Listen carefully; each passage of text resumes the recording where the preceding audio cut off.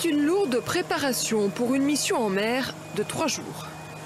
Ça reste là. Ça va sur le bateau. Objectif, explorer les grottes marines dans le périmètre du parc naturel marin du Cap Corse et de la Griate. 22 d'entre elles ont déjà été répertoriées.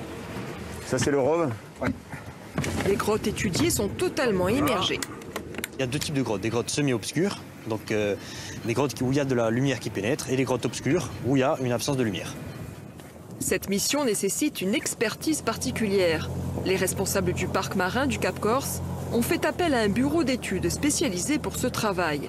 Dans un premier temps, ce plongeur professionnel a cherché des informations auprès des clubs de plongée locaux avant de partir. Aujourd'hui, ce qu'on va faire, c'est vérifier si ces localisations sont exactes. Et on va aller envoyer un rove pour voir à l'endroit où le point théorique est supposé être, si on trouve l'entrée de la grotte. Direction la Giraille, l'extrême nord de la Corse.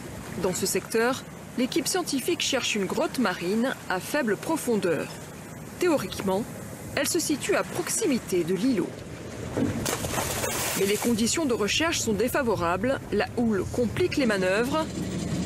Finalement, après une demi-heure de recherche avec masque et tuba, le mystère de la grotte de la Giraille s'éclaircit. Les relevés scientifiques vont pouvoir débuter. J'ai trouvé le canyon.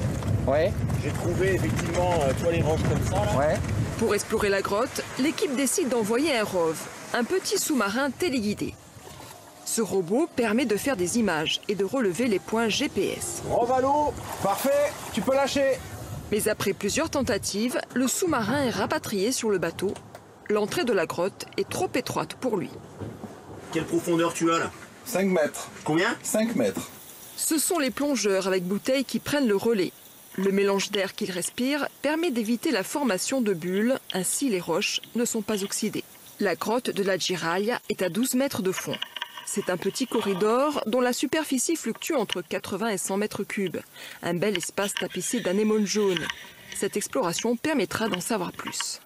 C'est important pour savoir un petit peu la vitalité de l'écosystème, c'est-à-dire que grâce à la présence de certaines espèces, on va pouvoir déterminer un indice écologique. Dans cet écosystème-là, il y a des espèces qui vont être présentes ou non, et au final, la présence de certaines espèces indicatrices va nous donner une note globale qui va nous permettre de qualifier l'état écologique global de la grotte.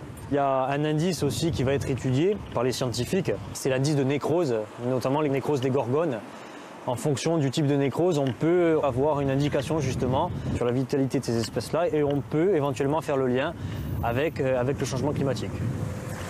Le Cap Corse est doté de grottes partiellement émergées comme celle-ci. Elles feront l'objet d'une étude spécifique. Pour l'instant, les chercheurs mettent le cap sur Ponta Vecchia, mais là aussi les recherches s'avèrent difficiles. C'est comme les champignons parce que les coins sont très bien gardés. Et les positions qu'on nous a données ne sont pas aussi fiables qu'on pourrait l'espérer. Mais la persévérance paye. Au total, 8 nouveaux sites sortent de l'ombre. Ces recherches sont importantes pour connaître les effets des canicules. Plein nord, là ? Partout dans le monde, les plongeurs professionnels remarquent une dégradation du milieu marin. Des espèces assez communes ne sont plus visibles à 35 mètres de fond, mais plutôt à 80 mètres. Les paysages sous-marins sont en train de changer. La communauté internationale tire la sonnette d'alarme. Les scientifiques, depuis des années, nous disent qu'il faut qu'on change nos comportements et que finalement, on s'aperçoit que les comportements ne changent pas énormément et qu'il faudrait qu'il y ait des changements majeurs à la fois de notre système de fonctionner, de sociétal, quoi. Donc voilà, ouais, c'est un peu attristant. Cette mission permet au parc marin du Cap Corse et de la Griate de mieux appréhender les pressions qui pèsent sur ce patrimoine naturel. Un patrimoine conséquent, on dénombre au moins 176 grottes marines tout autour du littoral corse.